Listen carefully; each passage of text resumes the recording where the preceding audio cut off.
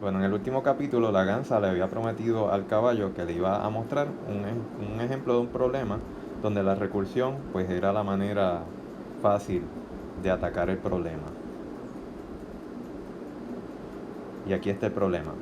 Imagínate que tú tienes un file system, ¿verdad? Una jerarquía de directorios y archivos en un disco y te piden que hagas un programa que dado la ruta de alguno de esos directorios, vamos a decir por ejemplo de este que está aquí, pues tu programa tiene que listar todos los archivos y todos los directorios que quedan debajo de ese directorio que te dijeron. Por ejemplo, si te dieran la ruta del archivo, perdón, del directorio users thing, que es el que está marcado, pues entonces tu función debería imprimir todas estas cosas. Es decir, el nombre de todos los folders que tenga ese directorio thing debajo y todos los archivos que estén en todos los folders. Aquí no los estoy mostrando, ¿verdad? Porque el dibujito que conseguí no ilustra archivos, pero el problema que estamos tratando de solucionar pues se supone que muestre los nombres de los folders y de los archivos. Otro ejemplo, si la ruta que te dijeran fuera, vamos a decir, slash user, slash pues por ejemplo en Linux significa que es el directorio raíz, entonces tu función, si le dieras esa ruta slash users, pues debería imprimir los nombres de todos los directorios que están debajo de users y a su vez también los nombres de todos los files que estén en cada uno de estos directorios. Y el caballo dice, óyeme, pero me está pidiendo demasiado que programe eso from scratch. Yo no sé ni siquiera cómo accesar cuáles son los files que hay en un directorio usando programación. Y la gansa le dice, no, no, no, está bien, no es para tanto. Puedes asumir que tú tienes una función que te, dado una ruta, te devuelve la lista de los nombres de sus archivos y la lista de sus subdirectorios. Ojo, que eso no quiere decir que ya está resuelto el problema.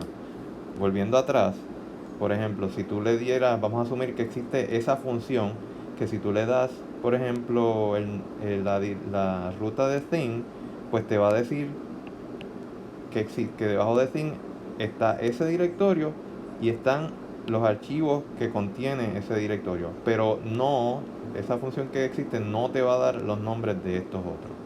¿Ok? Así que, como se podrán imaginar, vamos a tener que recurrir a utilizar esa función que nos estás dando, pero dentro de otra función que se invoque de manera recursiva. Vamos a ver qué es eso. Aquí está el ejemplo, ¿verdad? De que le da la gansa de la función que ya existe. Si te dan la ruta users, pues te diría el nombre de thing y de backup, pero no los nombres de todas estas que están abajo. Así que el caballo empieza a recordar lo que le dijo la gansa sobre la recursión y cómo diseñar esas funciones recursivas.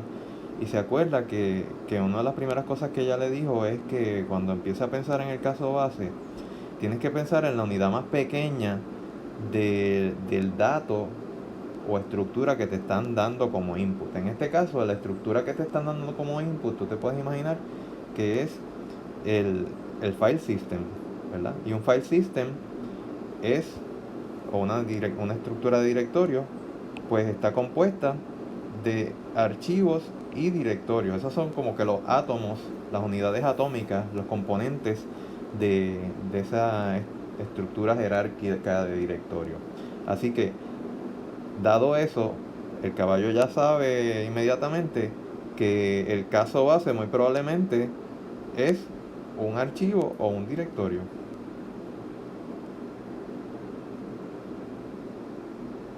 como lo dice aquí. Y la gansa le dice, correcto. Imagínate que la función recursiva que tú vas a crear va a recorrer la estructura de directorios. Es decir, si te dieron la ruta de thing, pues esa maravillosa función que tú vas a crear va a tener que pasar por aquí, va a tener que pasar por aquí, después va a pasar por aquí, después va a pasar por aquí. ¿Ok?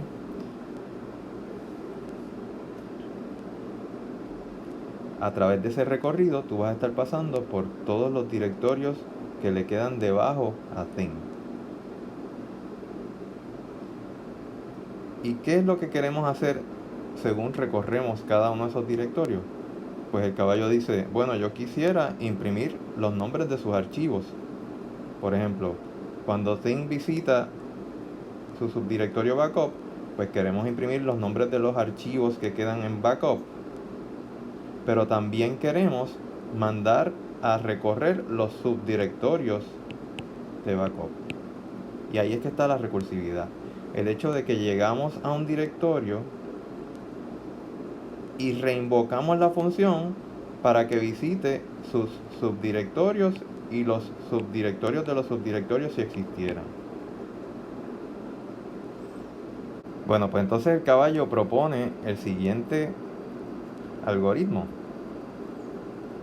Dado un directorio, o mejor dicho, dado la ruta a un directorio, pues él lo que propone en su algoritmo recursivo es lo siguiente. Asumiendo, como le dijo Lagrange, que tiene una función que le puede decir los subdirectorios de un directorio y los archivos que quedan en un directorio, él va a poner esos resultados de esas dos funciones en dos variables, ld, lista de directorios, lf, lista de archivos. Entonces, para los archivos que se encuentren en ese directorio, los nombres de los archivos que se encuentren en ese directorio, que de hecho aquí tengo un errorcito porque eso debería ser f ahí, y esto debería ser d, lf y ld. Pues para cada archivo en ese directorio, en esa lista de archivos, pues simplemente lo imprime. Ahora, para cada directorio en esa lista de directorios, él va a imprimir el nombre de ese directorio y aquí es que está la recursividad. Él se va a reinvocar pasando la ruta de ese subdirectorio. Y de esa manera, como vamos a ilustrar ya próximamente, se garantiza que vamos a visitar todos y cada uno de los archivos y los directorios de debajo de esa primera ruta que nos pasaron. Vamos a ilustrarlo con este dibujito que les puse aquí a mano derecha, asumiendo que los rectángulos o los cuadrados son directorios y los círculos son archivos. Ok, supongamos que nos invocan esta función pasándonos la ruta de el archivo que está más arriba, que es A. Pues lo primero que haría esta primera invocación de la función es que invocaría esas funciones maravillosas que prometió el ganso, y ld va a ser una lista de los subdirectorios. Pues en este caso los subdirectorios de A son B y C. Así que me queda B y C en esa lista, y entonces LF digamos, son los archivos que están debajo del directorio A, que en este caso es el archivo que se llama D. ¿Ok? Entonces me dice, para cada archivo imprímelo, así que quedaría impreso. Voy a poner aquí lo que quedaría impreso, vamos a decir que este es el output. Quedaría impreso D. ¿Ok? Y entonces ahora por cada directorio que está en esa lista LD queremos imprimirlo, así que vámonos al primer, al primer directorio que tenemos en esa lista, que se llama B. Pues lo imprimiríamos, vamos a ponerlo por aquí, y invocaríamos la función para B. ¿Ok? Así que esta primera invocación se queda en pausa porque estamos actualmente reinvocando la función para el subdirectorio B. ¿Ok? Y en esa invocación para el subdirectorio B, pues entonces se hacen estas instrucciones ld, que sería igual en este caso a E, que es el único subdirectorio que tiene B. LF sería igual a H, que es el archivo que tiene debajo. Entonces se imprimiría el nombre de cada archivo que está en el LD de esa invocación, así que imprimo imprimo el nombre del file, que es H, y entonces caemos nuevamente en esta instrucción que dice reinvócate para cada uno de los directorios de tu lista de directorios, que ahora es la que contiene, perdón, me sigo equivocando con eso, la lista de directorios que es LD, que lo que contiene ahora mismo es E. Pues entonces se reinvoca eso para E.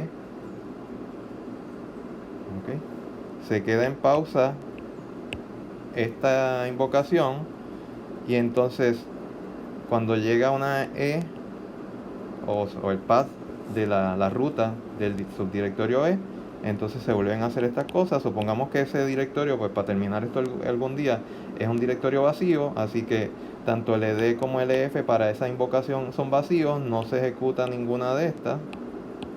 Así que regresamos a esta invocación. En esa invocación ya habíamos terminado de visitar todos los directorios, así que terminamos esa invocación, regresamos a la invocación que habíamos dejado en pausa y en esa era hora de entonces imprimir el nombre del directorio C y reinvocar la función para el directorio C. Y así continuaríamos, ¿verdad?, visitando subdirectorios y los archivos en cada uno de ellos.